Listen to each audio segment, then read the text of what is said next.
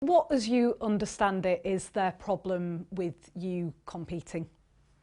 I'm legally and medically female, but the people who oppose my existence still want to think of me as male. They use the language of that I'm a man. And so there's this stereotype that men are always stronger than women. And so if you think of trans women as men, then you think there's an unfair advantage. Sport as a human right, just explain what that means for you. We care about the Olympics. We care about our favorite football club. We care about the Rugby World Cup. We care about sport. It is central to society.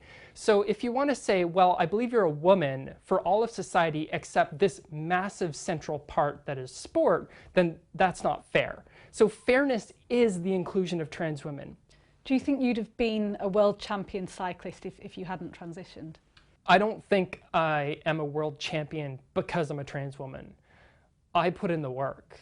And again, we have to remember, I lose most of my races. I've lost against the specific cis women complaining about me being unfair. The men's 100-metre record is 9.58 seconds.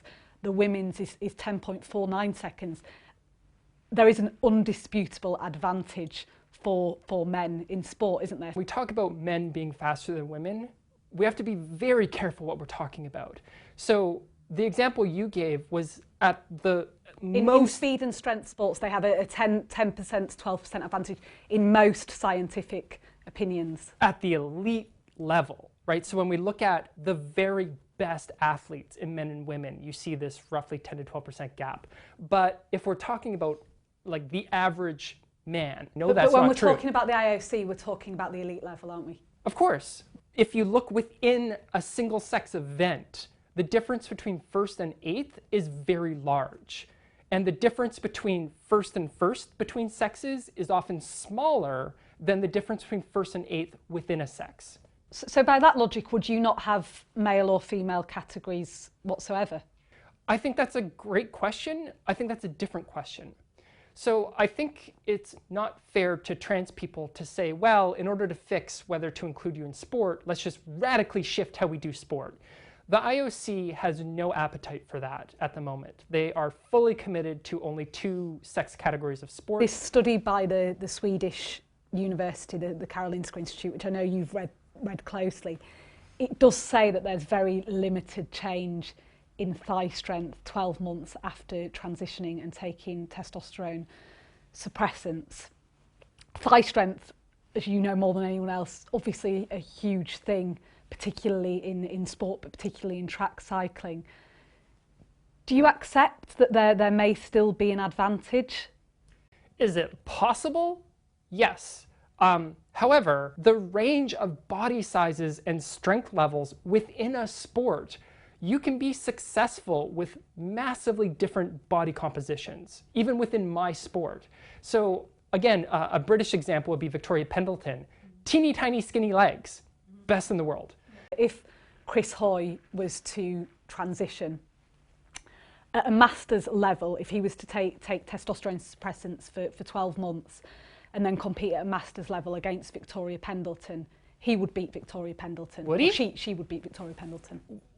Would Chris? We don't actually know that. Again, we are making this massive assumption.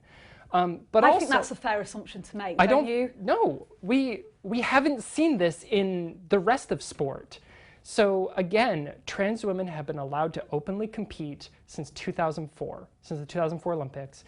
Since the 2016 Olympics, you didn't require genital surgery, and we didn't see a single trans person.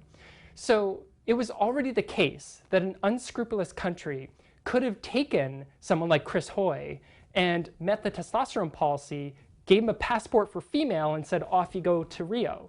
Didn't happen. So we've already had 2 Olympic cycles where this could have happened and it didn't. So when you ask me, well, here's this potential case, what should we do now with real people based on this potential fantasy case? That is not how human rights work. Is this bigger than sport? Is